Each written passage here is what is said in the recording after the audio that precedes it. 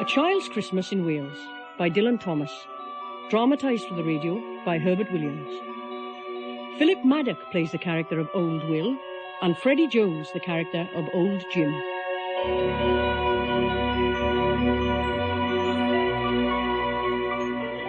Always on Christmas night, there was music.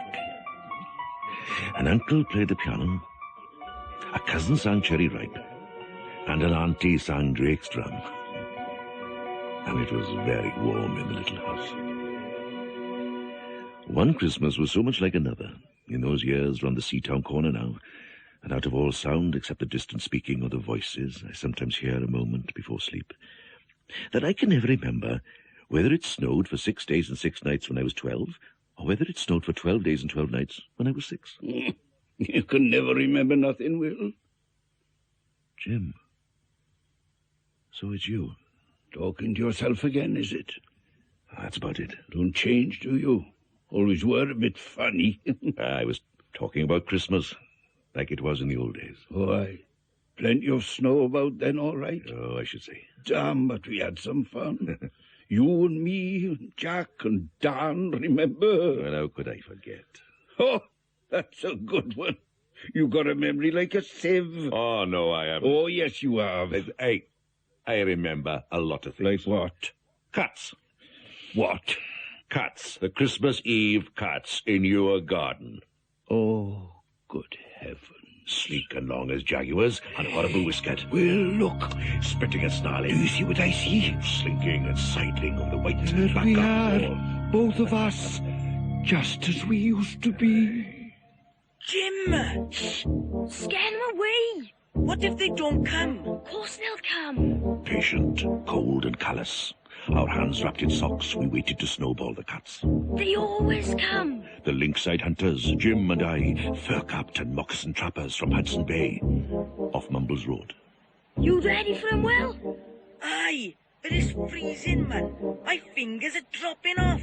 They'll be here any second. Don't be a sis. Ow! I'll shove this snowball down your gob in a minute, you twat. I did too, remember?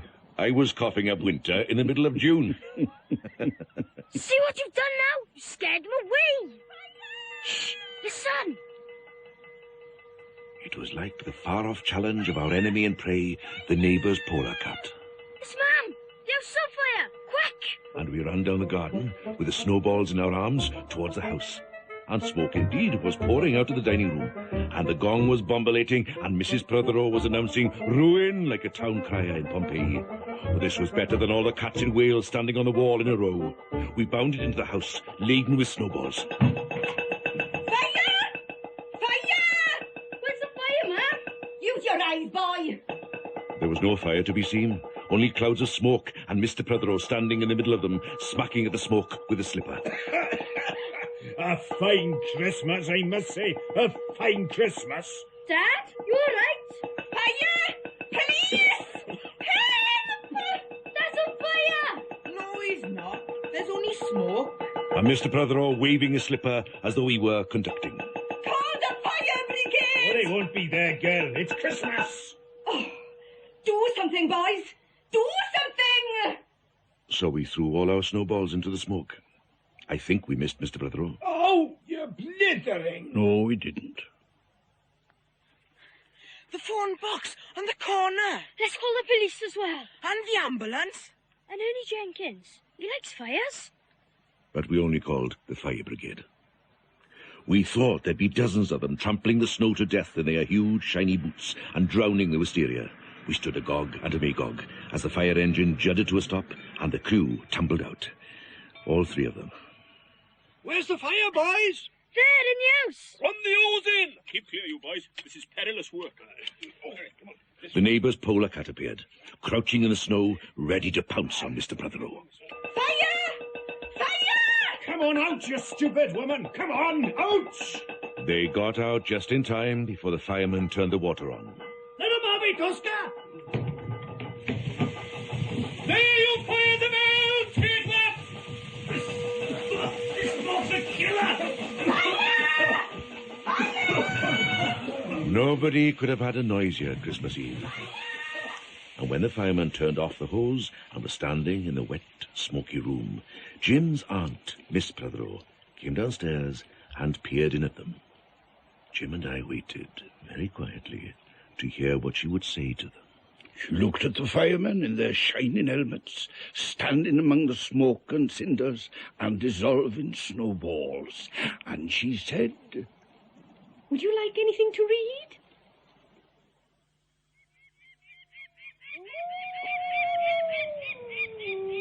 There were wolves in Wales then, and birds the colour of red flannel petticoats would whisk past the harp-shaped hills, and we used to chase with the jawbones of deacons, the English and the bears. Don't be daft, man. We never did any of that. Oh, yes, we did. You've forgotten. You're the one who forgets. No, I remember how the snow was shaken from the whitewash buckets down the sky, and came shawling out of the ground, and swam and drifted out of the arms and hands and bodies of the trees, and how it grew overnight on the roofs of the houses. Like a pure and grandfather moss.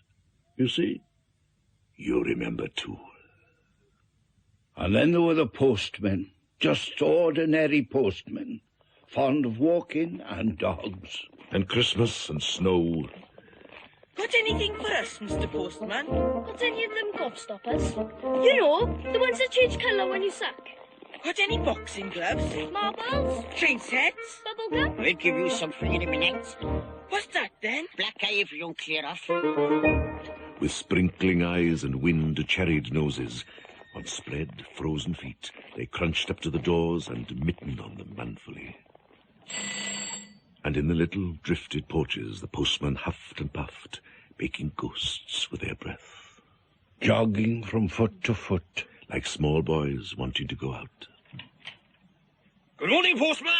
Compliments of the season to you. Oh, same to you, sir. Thank you. Lousy tanner. Can you spare it?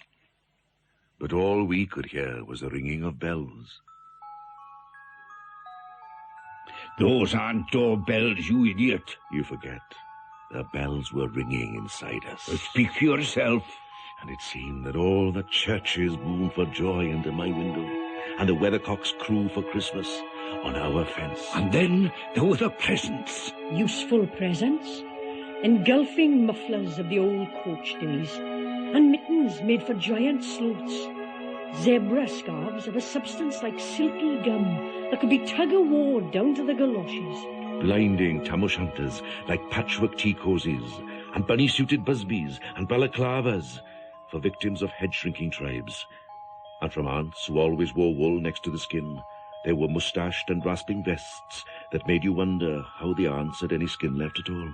And books that told me everything about the wasp. Except why? Come along now, you two. Make yourself useful. How, ma'am? Oh, run along to the shop to get me some presents for your cousins. What kind of presents, ma'am? Oh, useless presents, of course. Cousins are always useless, aren't they? What do you want, Mrs. Thomas? Well, bags of jelly babies for a start. Moist and many-coloured jelly babies. And a flag. A folded flag. And let me see now. Oh, yes, a false nose. I'll wear that. You need to. Your snout's horrible. And a tram conductor's cap. And a machine that punches tickets. A catapult, ma'am? No, never a catapult. Oh, come on, ma'am. A hatchet, Mrs. Thomas. Just a little one. Never in this world. Sweets, then? Any amount. Hard boils, toffee, fudge and all sorts. Crunchies, cracklers, humbugs, glaciers, marzipan. Oh, and butter Welsh for the Welsh. Now run along now. Don't waste any more time. Remember that celluloid duck someone gave me, Will? That was useless, all right. Can't say I do. Oh, you must do, man. It made a terrible noise. Oh, man alive. Sounds like a cat wanting to be a cow. That's it. That's just it. Hey, Jim. What's happening now? Can you see? Yes, you're opening your presents. Look, It's Christmas morning. there's a painting book and tin soldiers. Snakes and families, happy ladders, easy hobby games for little engineers, complete with instructions. Easy. For Leonardo. And what's this? Hiding in the corner like a sneak. You are putting something in your mouth. What is it? Come on, boys! You hear me? Open at once! Look out! The picture is coming off. Oh, grab it, Will. Oh, no. My favourite picture. I'm sorry, Mum. Never mind, son. It's Christmas. Sorry, Mum. Get back to the presents. Packets of sweet cigarettes, remember? You put one in your mouth and stood at the corner for hours waiting for some old lady to scold you. And when she didn't come, you ate it. With a smirk. And watched the old man with yellow gloves taking his constitutional to the white bowling green and back. With spats of snow. The chapel goers came out from the Christmas morning service full of righteousness and huge appetites. They had taproom noses and huddled their stiff black feathers against the irreligious snow. Then there were the two hearty young men with big pipes blazing. Here they come! Let's belt them with snowballs. Grease balls! Cannonballs. Mothballs! They look like stewed onions to me. Bet they'll be teaching us soon. They trudged, unspeaking, down to the forlorn sea. To work up an appetite, to blow away the fumes. Who knows? They walked into the waves until nothing was left but the two curling smoke clouds of their inextinguishable briars. Wonder if they'll teach us that. Will? Will? Where are you, Will? Come in now, Mum. And there I'd go, slapdashing home with the smell of gravy and birds and brandy and mince and pudding, all coiling up to my nostrils. Until you saw the boy. What boy? The one who was the dead spit of you. Oh, that one. He came out of a side lane with a pink-tipped cigarette and a black eye, cocky as a bullfinch. I hate you. I'm going to blow you away with my whistle. But before I could, he put his whistle to his lips and blew. And gobbling faces, their cheeks bulging with goose, pressed against their tinselled windows the whole length of the white, echoing street. I told you not to blow that whistle, didn't I? I didn't, Mum. It was him. Who? That boy. Where? There was no one there. You were the dead spit of yourself, Will. Ow! Don't lie to me, even if it is Christmas. That's not fair. Not fair, not fair, nothing's fair. Tell him, Jim. He's too young to know that. You'll have to find out. Oh, it's not fair.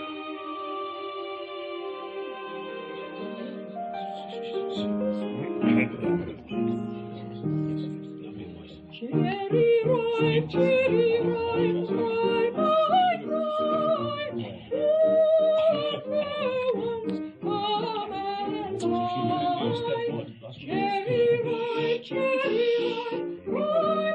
Who's that, then? Oh, just one of my cousins. She always sang Cherry Ripe on Christmas Day. You go and listen to her, then. Oh.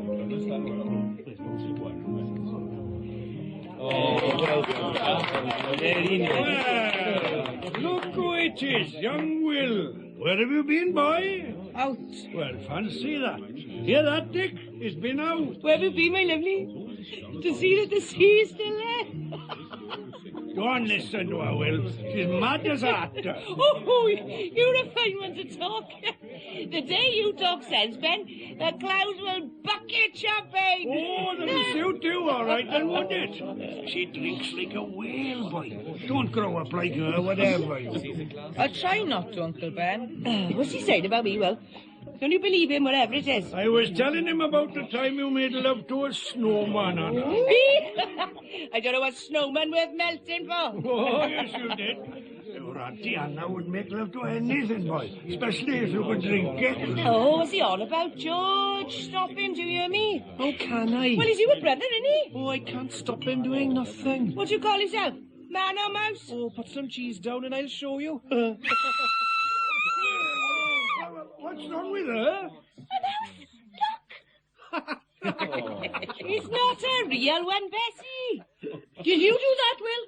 No. He's sitting here good as gold, Florrie. Well, that's a change. Look, get rid of it, can't you? All right, get down from that chair, girl. Not until you get rid of it. Well, that's easy. Tell you what we'll do, George. We'll get a mousetrap from the kitchen and put some cheese in it. Nice and tidy. What's it like? Oh, a nice bit of kafili. Stop it, you two, or I'll knock your heads together. It's only a clockwork mouse, Bessie. I'd forgotten your uncles. They were real characters. Bad ones. And your aunties. Worse. Look, Auntie Bessie's at the sideboard now. What's she doing? I could tell you. She's pouring some wine out. Oh, no. What's wrong, Uncle Ben? Your Auntie Bessie's at the elderberry. Oh, she'll be sick as a dog. The dog was sick too. Was it? What a Christmas!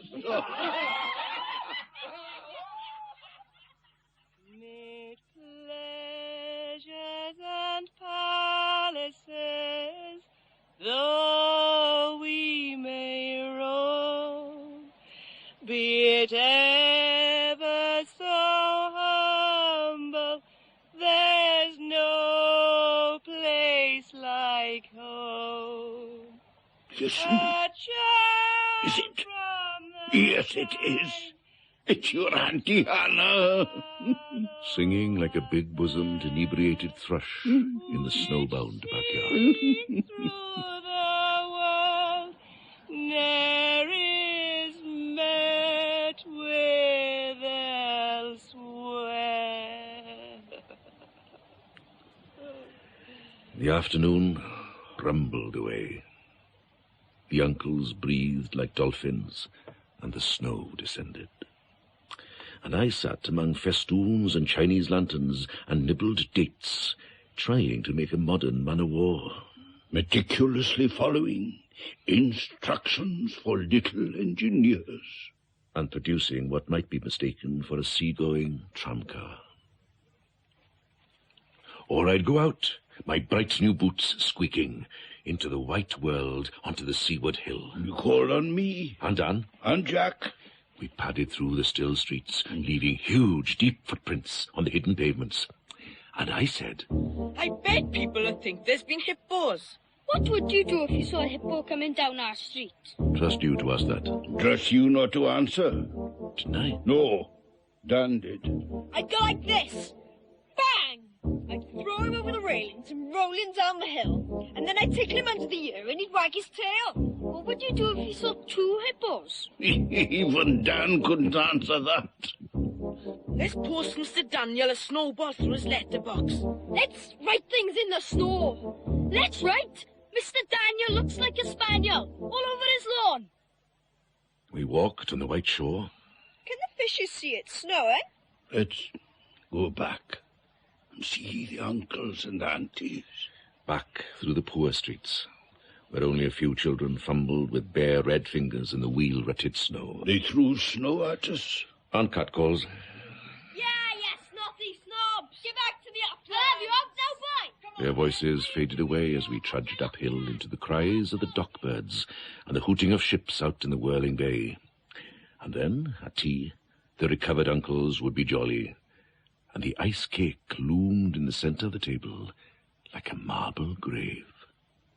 Then it was time for tall tales. How tall, Will? Tall as the firemen. Tall as the cliffs at Rossley. I can think of a tale. The time we went singing carols. We were always singing carols. No, not like this. It was dark, pitch dark, and we walked along a long road. And at the end of it was a drive that led to a large house. And we stumbled up the darkness of the drive, each one of us afraid, each one holding a stone in his hand in case, and all of us too brave to say a word. The wind through the trees made noises, like old and unpleasant, and maybe web-footed men wheezing in caves. We reached the black bulk of the house. What should we give them? Hark the Herald? No. Good King Wenceslas. I'll count 3. 1, 2, 3. And we began to sing. Good King Wenceslas looked out on the feast of Stephen. When Our voices high and seemingly distant in the snow-felted darkness round the house that was occupied by nobody we knew. We stood close together near the dark door.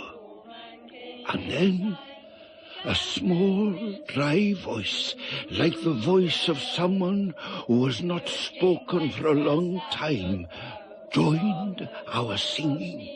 A small, dry, eggshell voice from the other side of the door.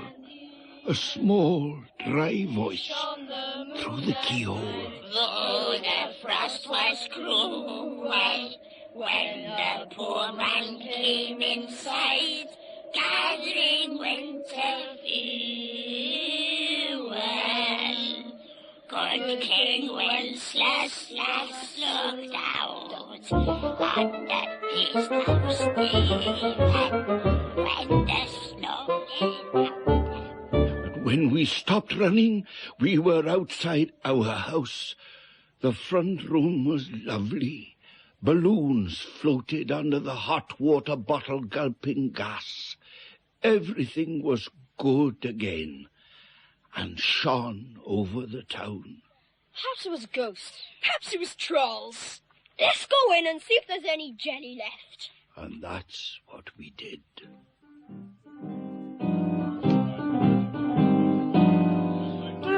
He's in his hammock and 1,000 miles away. Captain Arthur sleeping there below. Always on Christmas night, there was music. An uncle played the piano, a cousin sang Cherry Ripe, and an auntie sang Drake's Drum. It was very warm in the little house. Auntie Hannah, who had got onto the parsnip wine, sang a song about bleeding hearts and death, and then another in which she said her heart was like a bird's nest. And then everybody laughed again. Is that all? And what else do you want?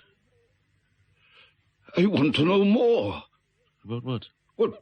What happened next? You know what happened. We grew up. And I hardly saw anything of you. Until now. That's right. Hey, this is a funny place. You can see everything from here. You can look into the long ago and bring it all back. Sometimes you can, Jim. Not always. You've been here a long time, haven't you? We don't talk about time here. It doesn't exist. Oh. I'm sorry. I'm new here, you see. I mean, I don't know things like you. You will, boy. You will. What's happening now, then? Everything's fading. Your house, it's going. Do something, Will. I can't. Why not? It was only in our thoughts. It was our memories, Jim. But I don't want it to go. Oh, you have to, boy. You have to let go. Do I? We all do. Though it's hard at first. I want to go home. You are home, Jim. This is home. Is it? You'll find out, boy. You'll find out soon enough. Will? Yes? One last look. Yes? I don't know about that. Please. It's not the regular thing. Just this once. All right, then. I'll try. Just this once. As it's Christmas. Oh, look. There you are, looking through your bedroom window, out into the moonlight and the unending smoke-colored snow. You see, you're a poet, too. I could see the lights in the windows of all the other houses on our hill, and hear the music rising from them up the long, steadily falling night. I turned the gas down. I got into bed. I said some words to the close and holy darkness. And then I slept.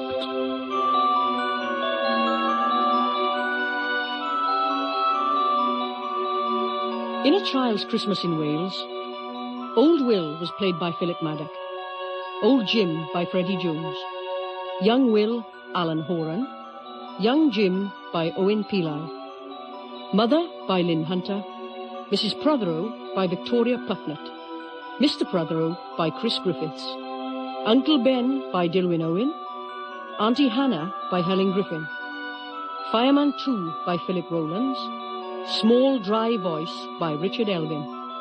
Dan was Owen Bodicum, and Jack was Chris Bodicum. All other characters were played by members of the company. Original music was composed by Andy Price, and the play was directed in Wales by Fos Allen. A Child's Christmas in Wales by Dylan Thomas, dramatised by Herbert Williams.